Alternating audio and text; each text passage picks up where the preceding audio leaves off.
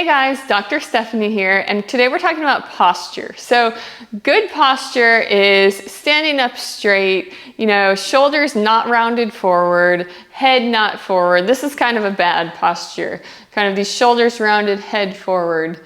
And everyone has a different posture. So you don't have to have perfect posture where you're standing up straight and shoulders back and head straight, but you should have a good posture where you're not all hunched over, because when you're hunched over like that, or when you maintain that position for a long time, you can kind of stay in that position and those muscles get kind of stretched out and weak, and it gets really hard to get into a better posture. So it's also important to have a good posture, because if those muscles are weak or tight and you're kind of in this posture, you're more likely to have pain in your shoulders, in your neck, in your upper back, even in your lower back, because everything's kind of in a position that it shouldn't be in. Those muscles aren't working. Maybe your shoulders are kind of rolled in like this. So think about this, you're in this posture and you try to lift your arms up, you can't lift them up all the way.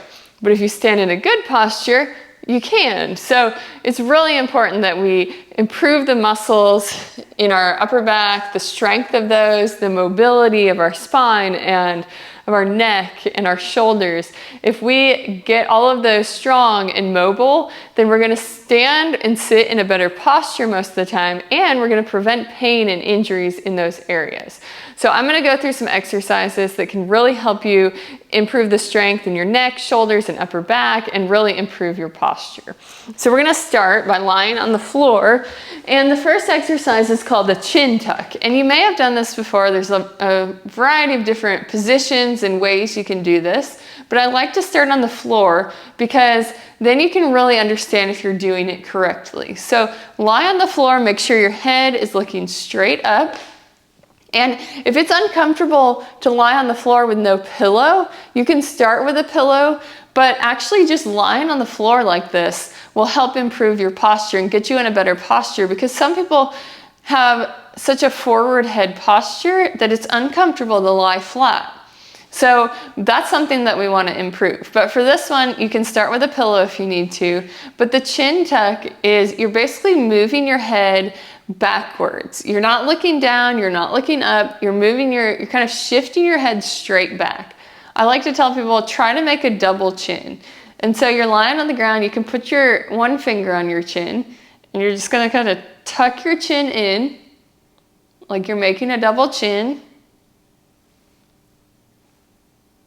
And your eyes want to still be straight forward. So like I said, you're not looking down, you're just pulling that head down to the floor.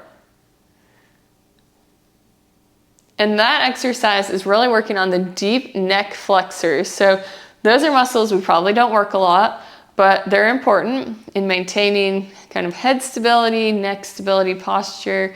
So you're just going to pull your head down and relax. You want to hold just a second or two and repeat that 10 or 15 times. So that's kind of a good way to start. And then we're going to come up here and grab onto a band. So here's a long TheraBand. And I'm going to do this kneeling, but if you want to do this standing, you can. So this is going to work on some shoulder strength, some upper back strength. You're going to take this long TheraBand, arms straight out in front of you. So keep those elbows straight. You want a little resistance here. And then you're going to pull your arms across your chest and then back together. Nice and slow as you do this. And when you pull out, you want to kind of squeeze those shoulder blades together. So make sure your shoulders are really getting back there. Squeeze those shoulder blades and back together. And you want to do 20 to 30 of these, but you can take a rest at each 10 if you need to. Just pulling across and back together.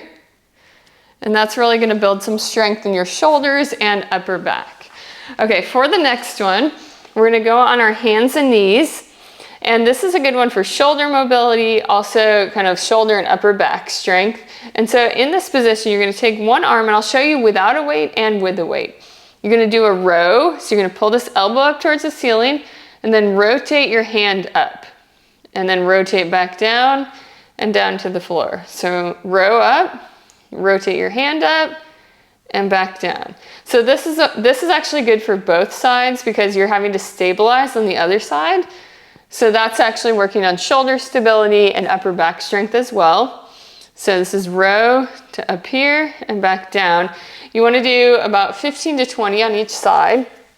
And when you're ready for a weight, I would use a small weight, not a super heavy one.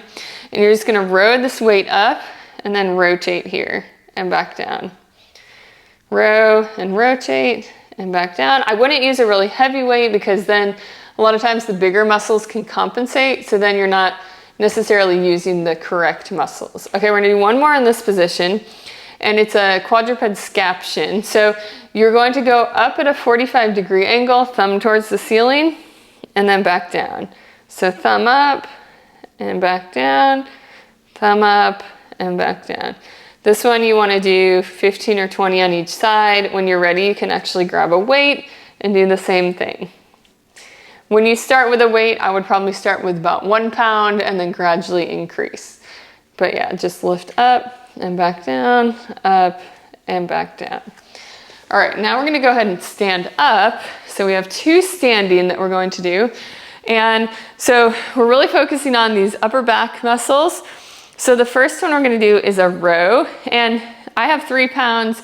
For this one, you can actually use some heavier weights. It just depends on the person. Just, you know, it should be challenging, but not too challenging. So kind of judge what weight you use by how it feels. So you're going to bend over slightly, and you're just going to pull your elbows up towards the ceiling and do this row here. And you want to do 2 to 3 sets of 10.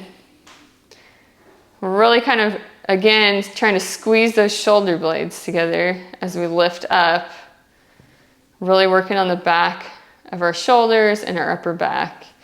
Here's this one from the front. So we're just bent over, just doing this row. All right, and then the last exercise, we're going to bend over again slightly. Make sure you keep your back up straight as you bend over. And we're going to do a fly. So we're going to just bring our arms straight out to the side here. And you may need to start with no weight on this one and then gradually go up in weight. Again, this one I wouldn't use super heavy weights. But you're just going to go out as high as you can, and slowly. People have a tendency to kind of just flip our arms out there, but we want to go slow. Out and then back together. You want to try 2 to 3 sets of 10. So all of those exercises will help increase the shoulder and upper back strength and really help improve your posture. It's also important to just be more aware of your posture throughout the day. If you're thinking about it, if you're thinking like, oh, you know, don't be in this posture. Every time you kind of hunch forward, you're like, oh yeah, I got to sit up straight. The more you think about it, the better your posture will be. So try thinking about your posture, try doing these exercises, and that should help improve your posture and help you feel better.